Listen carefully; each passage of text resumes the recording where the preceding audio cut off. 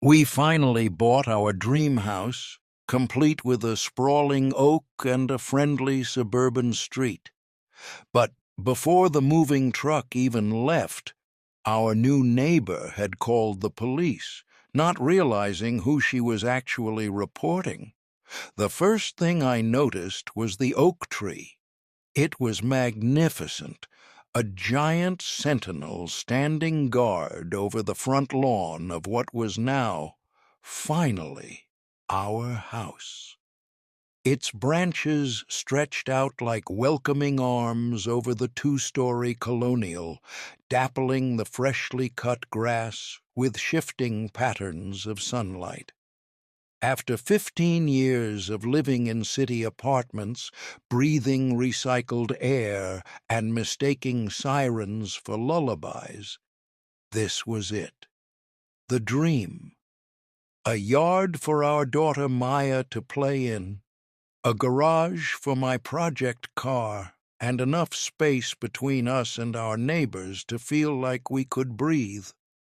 My wife, Lena, was already inside, directing the movers with the precision of a four-star general, her voice echoing happily through the empty rooms. I was on box duty, hauling load after load from the truck, my muscles aching in that good, satisfying way that comes from building a life. You know that feeling? The one where everything is falling into place, where the future looks so bright you almost have to squint? That's where I was, standing on the driveway with a box labeled "Kitchen Fragile," a goofy grin plastered on my face. That's when I saw her, peeking through the lace curtains of the house directly across the street. Just a flicker of movement at first, but then the blinds parted just enough for a pair of eyes to stare out. I gave a friendly, slightly tired wave. The blinds snapped shut. Okay, I thought. Maybe she's shy. Some people are. A few minutes later, the front door of her house creaked open and she emerged onto her porch. She was a woman who looked like she'd been ironed and starched, from her tight gray perm to the crisp floral pattern of her house dress. She clutched a small, fluffy white dog that looked as nervous as she did. She stood there, just watching us. Not with curiosity, but with a kind of forensic intensity. Lena came out to the porch to bring me a bottle of water, saw the woman, and gave her own brilliant smile and wave. The woman didn't wave back. She just narrowed her eyes. "Friendly?" Lena murmured to me, her smile tightening a little. "Give her time," I said, trying to sound more optimistic than I felt. "We're the new variable in her neighborhood equation. She's just calculating." I decided to take the initiative. Leaving the box on the lawn, I wiped my sweaty hands on my jeans and walked across the street. "Afternoon, ma'am," I said, stopping at the edge of her perfectly manicured lawn. "I'm Marcus. We're your new neighbors." I gestured back at our house.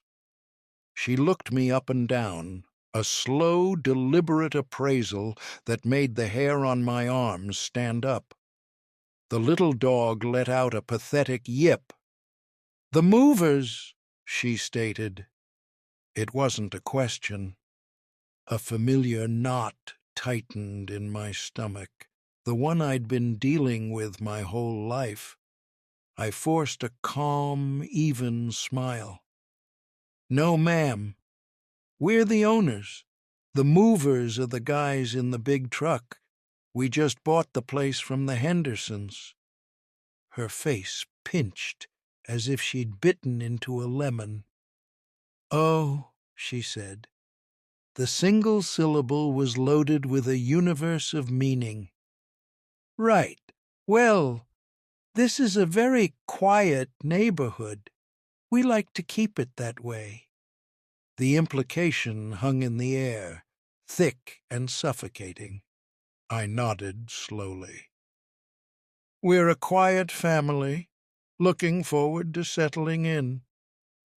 There was nothing else to say. I gave her a final polite nod and turned back to my house, feeling her gaze burning a hole in my back. When I glanced over my shoulder a few minutes later, she was gone from the porch, but the blinds were parted again. She was still watching. We worked for another hour, the initial joy of the day slowly being leached away by the feeling of being under surveillance. Every box I carried felt heavier. Every trip to the truck felt longer. It felt less like moving into a dream and more like invading a hostile territory. Then I saw her on her porch again. This time she had a phone pressed to her ear. She was speaking in a low, urgent tone, and as she spoke, she gestured, not obviously, but with a subtle flick of her head, toward my house, towards me. My blood ran cold. I knew that posture. I'd seen it 1,000 times in my line of work.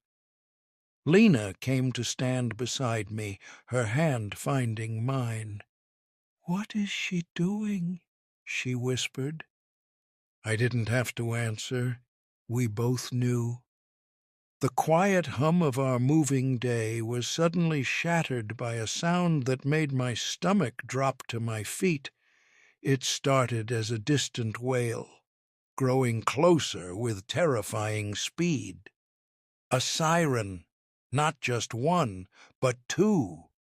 Two police cruisers, lights flashing, screeching to a halt right in front of my new home. And as two officers got out, hands hovering near their belts, I saw every curtain on the street twitch. My welcome to the neighborhood party had arrived. The two officers were young. One looked like he was barely old enough to shave, his face a mask of nervous concentration. The other had a bit more experience etched around his eyes, and a swagger that told me he was the one in charge. He's the one I focused on. My training kicked in, a calm, cold wave washing over the hot anger that was threatening to boil over. Keep your hands visible. Speak clearly. Don't make any sudden moves. The rules I'd lived by long before I ever wore a badge myself. "Good afternoon, officers," I said, my voice steady. Lena's hand was gripping my bicep so tightly I could feel her nails. I gently put my arm around her, a protective gesture, but also one to keep her from stepping forward. "Sir, we've had a report of a possible break-in at this residence," the lead officer said, his eyes scanning past me to the open front door, the boxes on the lawn. He didn't look at me. Not really.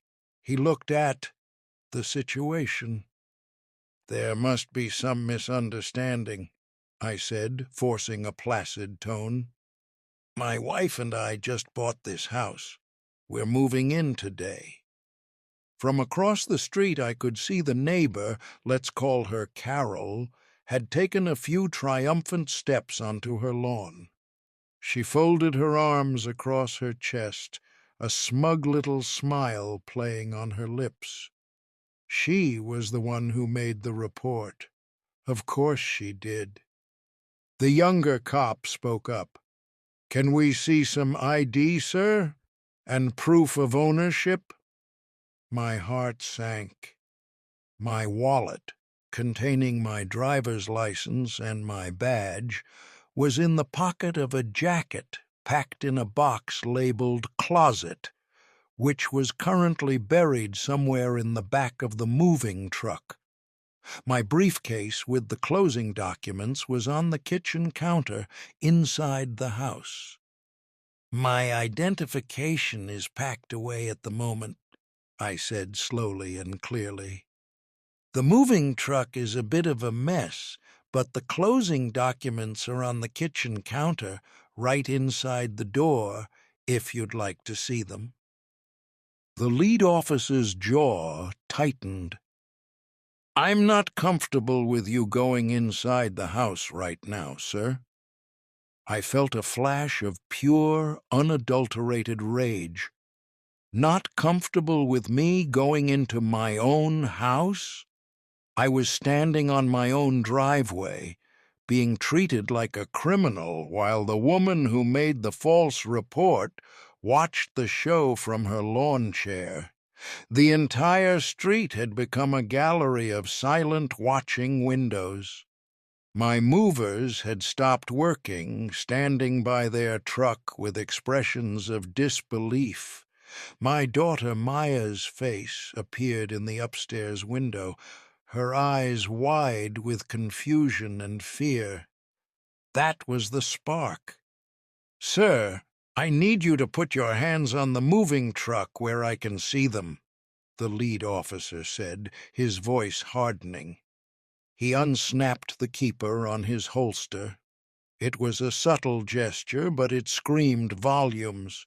This was the moment, the pivot point where these things go from bad to tragic.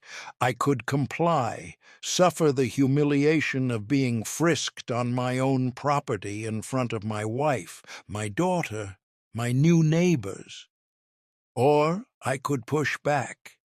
Every fiber of my being, every ounce of my pride, screamed at me.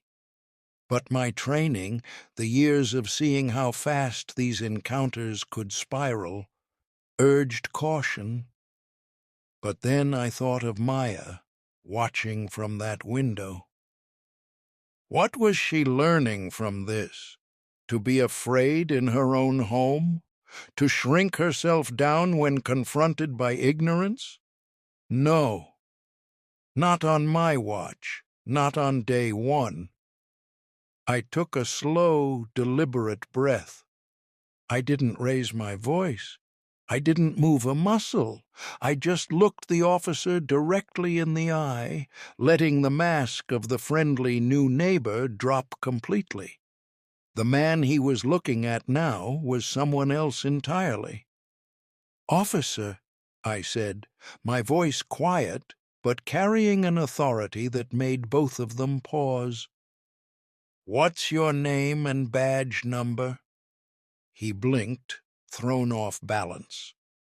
"Officer Miller, badge 714. Why?" "Officer Miller," I continued, my tone as flat and hard as pavement. "You have two options right now. Option 1, you can proceed with treating this as a felony stop, and I guarantee you will spend the next month on administrative leave, if you're lucky.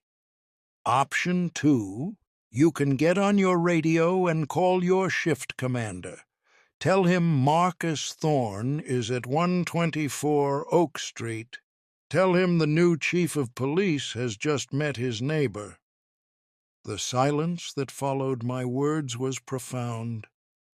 It was so quiet I could hear the rustle of leaves in the oak tree. Officer Miller's face went through a rapid series of expressions: confusion, disbelief, dawning horror. His partner, the younger one, just looked pale, his eyes wide as saucers. From across the street, Carol's smug smile faltered. She took a hesitant step back toward her porch. Miller's hand, which had been hovering over his weapon, now seemed glued in place. He swallowed hard. "Chief Thorne," he stammered, the name tasting foreign and terrifying in his mouth. "That's what I said," I replied, my voice still level. I didn't give him a triumphant look. I didn't sneer. I just held his gaze, letting the reality of the situation sink in. This wasn't about ego. It was about principle. It was about the world my daughter was watching from her bedroom window. Miller fumbled for his radio, his hand shaking slightly. He turned his back to me, as if for privacy, and spoke into it in a hushed, frantic tone. I couldn't make out the words, but I could guess the gist. A few moments later, the radio crackled back to life. A voice, one I recognized as Captain Davis, my second-in-command, boomed through the speaker, garbled but audible. "Confirming Chief Thorne's new address is 124 Oak Street. All units stand down. I repeat, stand down.